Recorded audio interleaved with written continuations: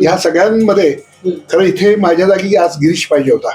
आज सैनिका पुढे प्रगटली विजयी रणदेवता, सुमने म्हणून मने अर्पितो आम्ही तव स्वागता. भारत कन्ये काय वानने तव गुण रत्नावली, तुझ्यामुळे नवंग पावला दास्यातून मुक्तता.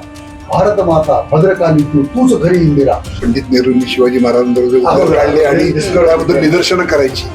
वैशिष्ट्य असं आहे, सगळ्यांना आश्चर्य वाटलं. गोळकर गुरुजींनी पत्रक काढलं, ते म्हणले बिलकुल निदर्शन करायचं नाही. आज ते शिवाजी महाराजांचा सन्मान करायला येत आहेत.